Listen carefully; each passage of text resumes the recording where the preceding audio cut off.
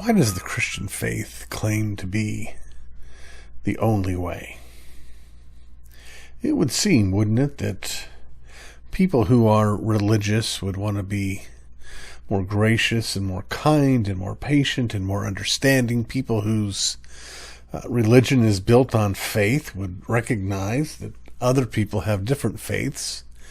And in fact, one of the defining qualities of many of the other faiths out there is the inclusivity of them.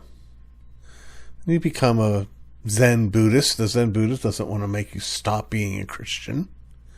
If you become a Hindu, you can be a Hindu and hold on to this other religion or that other belief. It seems like every other religion's relatively open-minded. So what's wrong with the Christian faith? One thing we should notice, one thing we need to affirm, is that the Christian faith doesn't play that game. It is straightforward in its affirmation that there's only one name under heaven by which a man must be saved. That there is, in fact, only one way. You can't squeeze Christianity into a coexist mindset if what you mean by coexist is all these different religions are equally true. Because if Christianity is true, then every other faith is necessarily false. And if Christianity is only true for some, but not true, well, it's just not true. So why doesn't God in His grace just welcome everybody? Well, that comes down to the heart of the Christian faith. The Christian faith is what it is because it's the only faith that acknowledges that man is not able to, in a manner of speaking, climb that mountain up to God. It may be that every other religion is a competing and different path up to the top of the mountain. But the Christian faith is the story of the God who came down from the mountain, rather than men climbing up the mountain. We have a problem. We're sinners. We disobey the living God. And nothing we can do can undo that. The only thing that can deal with our guilt is for that guilt to be punished. Because God Himself is holy.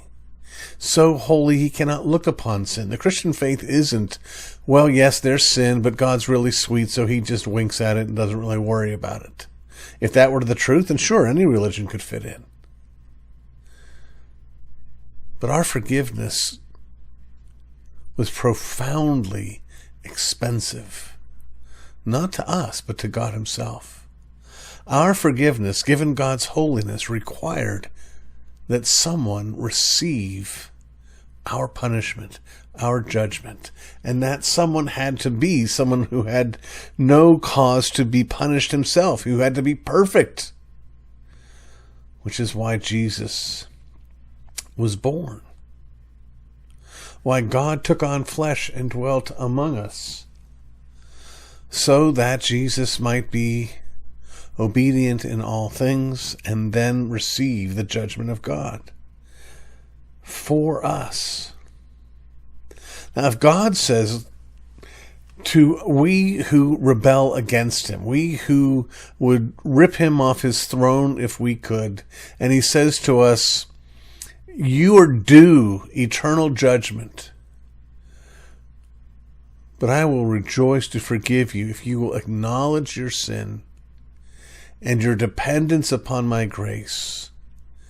And if you will acknowledge my Son who died in your place, then I will not only forgive you, I will not only love you, I will not only bring you into paradise, but I will adopt you as my own child.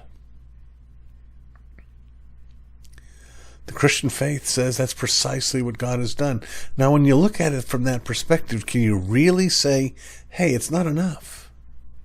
God owes us more. God should be more broad-minded. God should be willing to accept my efforts to please Him. No. God calls us to repent and to believe the gospel, to rest in what Jesus has accomplished for us. not in what we've accomplished for Him.